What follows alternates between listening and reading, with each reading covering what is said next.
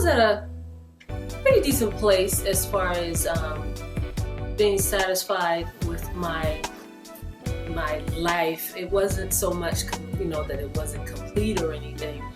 But I started wanting something more. Like before, right after the divorce, the second divorce, I was just out there and just having fun, but really spending a lot of times with my kids. And I was really lucky and blessed. The men that I did date, they were good men. They were nice men, kind, sweet. Some maybe a little bit more serious than I was at the time, or some definitely just, what we hear all the time. I'm just having fun. I'm just having a good time. But after a while, I started wanting a little bit more. And when I met Carl, I was in a state of mind of patience. Let's just wait and see how things happen. 2013 was the year from hell. I mean, I had gone through a tumultuous divorce, and not that divorce is easy for anybody, because it's tough and it's like death for most anyone who goes through it. But for me, it was particularly debilitating because of what it had done to my psyche as a man. I left there feeling that I was inadequate as a man, that I could never be a good husband, which is something that I've always wanted to be because of the amount of money I made and the type of business I chose to get into, that I could never, provide for a wife. I was really going through a lot of questions, second guessing of my own worthiness as a man and as a husband, and wasn't in a good place. Now, by the time I met Latonya, though, I was on the upside of that. I was still going through it, but I was on the upside of it. I didn't see myself, even though I have the heart of a husband, I didn't think that I was could do it again emotionally, but also I didn't think that I could provide. And that whole thing of provision with men today in 2014 is so tricky. Mm-hmm. And I look around and a lot of my friends are doing so well in the financial sense. They own homes, they nice cars and all that stuff. And those things are great. And I've had those things before. But it's just, I didn't think that I could really do it. Because he definitely wasn't ready for a relationship either. And I just wasn't in a frame of mind of pushing or wanting something to happen so fast. I know a lot of times, I want a relationship. God, I want a man. I wasn't like that. I was fine. And it was just something about it. I don't know. It was so easy. And I was so sure. It's weird. I've never been so sure of something. Like before, I had doubts. I always had doubts. But then that little small voice, you override it all the time. But in this case, it was weird. I had no doubts whatsoever. And so here we are, year one. And it has been quite a ride.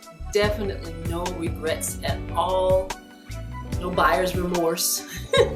Okay, so yeah, we definitely have our heart, discussions and fair fights. But I wouldn't trade it for anything. I love my life the way it is right now. It's a very good feeling. I haven't had one of those excited Christmases in a long time. Yeah. And it's because my children are happy. I'm happy.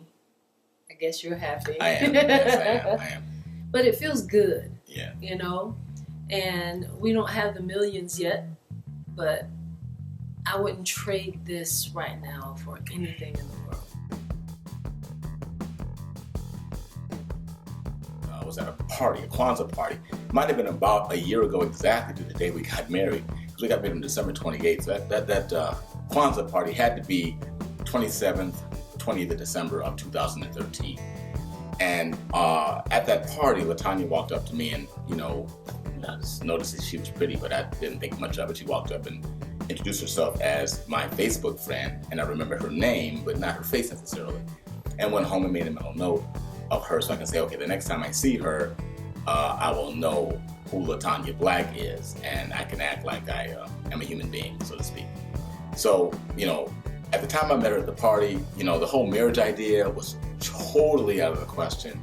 I was ready to just date, have a good time with whomever wanted to be in my space, and we liked each other.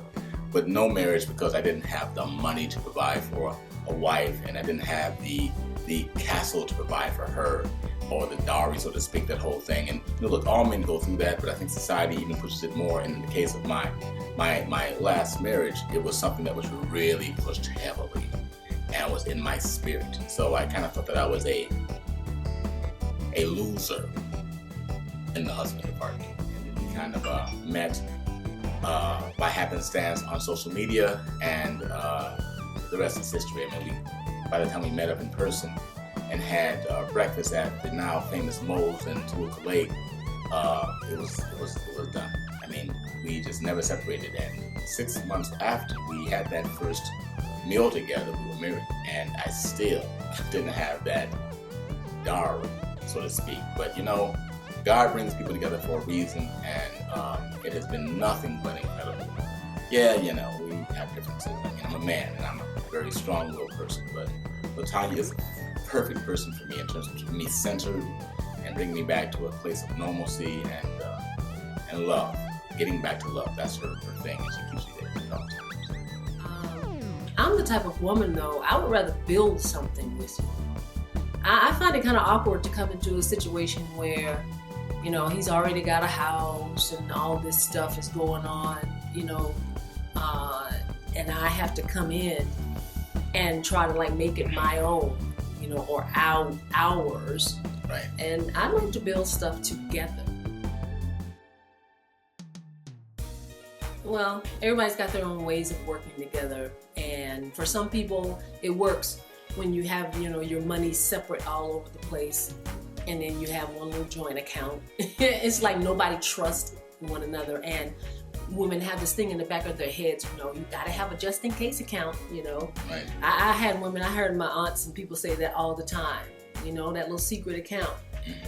But to me, I think you set yourself up for failure that way, because you're planning. It's almost like you're planning on it not to work.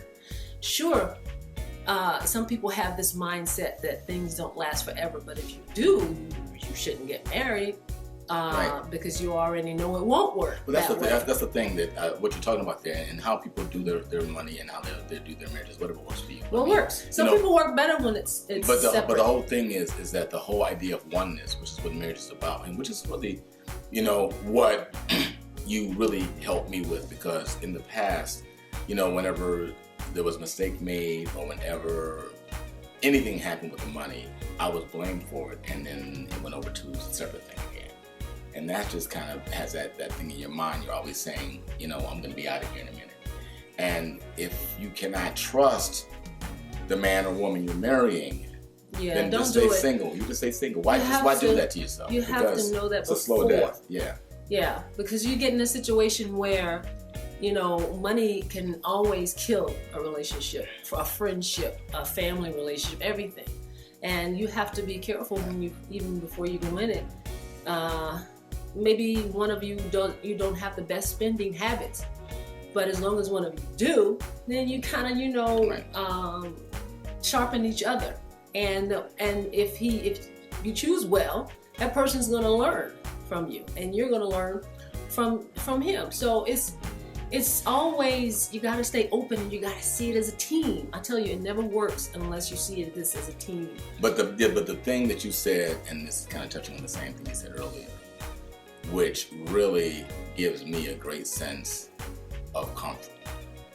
And this was something that I did not have.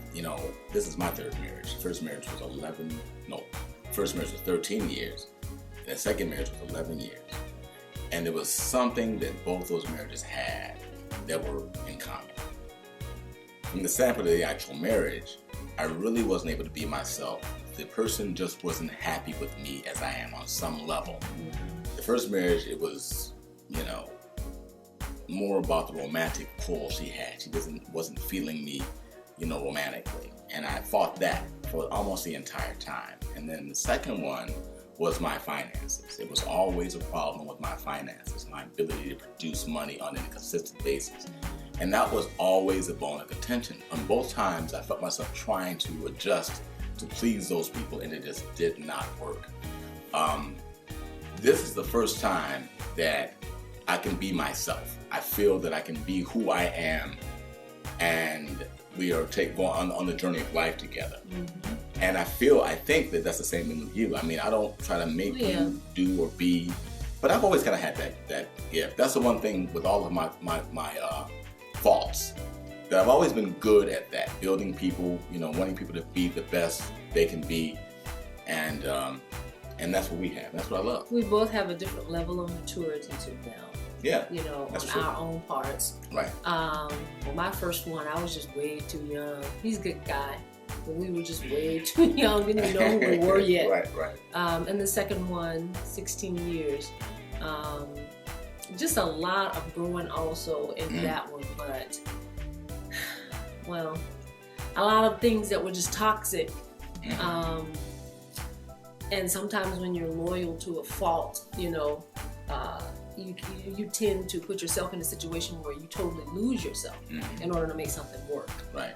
And then when that doesn't work, because eventually that never works. Because if you're a half person, half everything, you don't bring your whole self to the relationship. Right. So we all did a lot of growing, a lot of maturing, and here we are, 2015. 1 year in 2016, and happy birthday! Thank you. Happy birthday! Thank you. It's her birthday. We cannot mix up Christmas with Latonya's birthday. My birthday's on December 25th. Okay, it's Jesus' birthday. Happy birthday, Jesus. We're going to give gifts for that. Okay, Jesus is done. Now it's your birthday. We're going to separate the two. And then our anniversary is on Monday, the 28th. Yes. And we're going to do something. He won't tell me what we're going to do. We're going to do something. He already has a trip planned. He won't tell me where we're going. Did I say we're going to trip? I wasn't going to trip on. You're going to trip on your face? I would never have you. I would never trip you like that. You mean a trip? Like we're going to go on a trip? But we hope that we. You're so retarded. We hope we've been a blessing to you, and what else? Anything else? Just have a wonderful, wonderful Christmas and a blessed New Year. And all of my friends, thank you so much for all of your love and support. Yes. Thank you. And all of my new friends. I met so many people. Oh, you did. I'm sorry. Since married to this guy.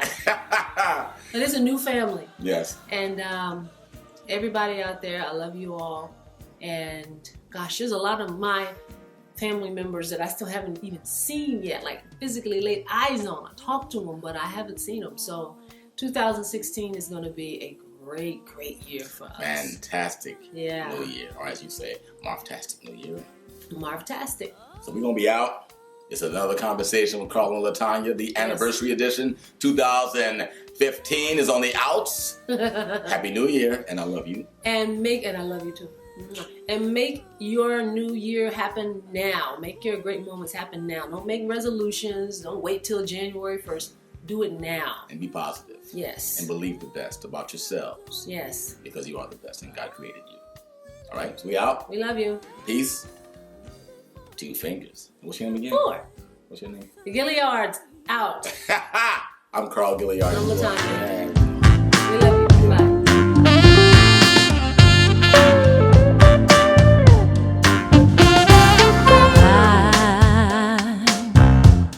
I'm so in love with you. Whatever you want to do is alright with me. 'Cause you make me feel so brand new, and I want to spend my whole life with you. Let me say since, baby, since we've been together,